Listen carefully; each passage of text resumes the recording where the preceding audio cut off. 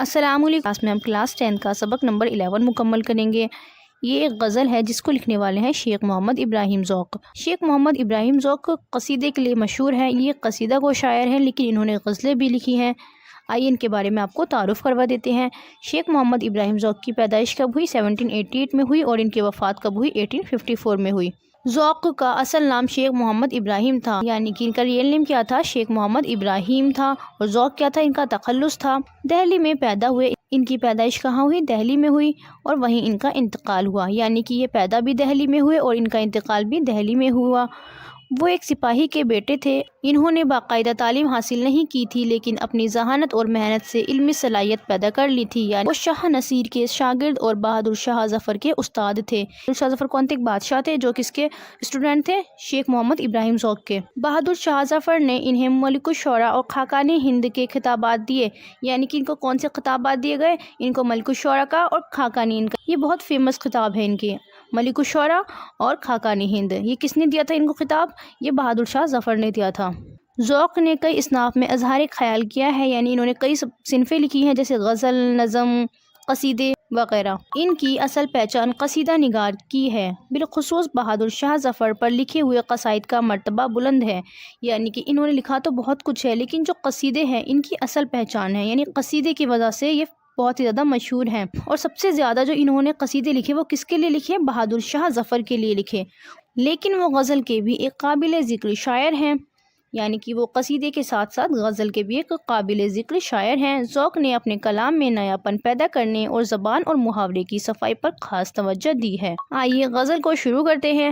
لائی حیات آئے قضا لے چلی چلے، اپنی خوشی نہ آئے نہ اپنی خوشی چلے۔ تو اس شعر میں ذوق ابراہیم کیا کہتے ہیں؟ شیخ ابراہیم ذوق کہتے ہیں کہ ہمیں زندگی اس دنیا میں لے کر آئی اور موت اس دنیا سے لے کر چلی گئی۔ سچ تو یہ ہے کہ نہ تو ہم اپنی خوشی سے دنیا میں آئے ہیں اور نہ اپنی خوشی سے دنیا سے رخصت ہو رہے ہیں۔ کہنے کا مطلب یہ ہے کہ دنیا میں آنا اور جانا خدا کے ہاتھ میں ہے، انسان کے ہاتھ میں کچھ نہیں ہے۔ دوسرا شعر ہے، ہو عمر خضر بھی تو کہیں گے با وقت مرگ، ہم کیا رہے یہاں ابھی آئے ابھی چلے۔ تو اس شعر میں ذوق کیا کہتے ہیں؟ اس شعر میں ذوق کہتے ہیں کہ ہمیں خضر کی بہت لمبی عمر بھی مل جائے، یعنی کہ ہم اگر بہت زیادہ زندگی ہمیں اس دنیا میں مل بھی جائے نا تو بھی موت کے وقت ہم یہی کہیں گے ابھی تو ہم اس دنیا میں آئے ہیں اور ابھی اس دنیا سے رخصت ہو رہے ہیں، یعنی دنیا میں ہم بس نام کے لیے رہے ہیں۔ کہنے کا مطلب یہ ہے کہ اللہ تعالیٰ میں کتنی بھی لمبی زندگی کیوں نہ عطا کر دے، ہم جاتے وقت یہی کہیں گے کہ ہم تو دنیا میں صرف چند روز کے لیے ہی آئے تھے، ایسا لگتا ہے کہ ابھی آئے ہیں اور ابھی ہی جا رہے ہیں۔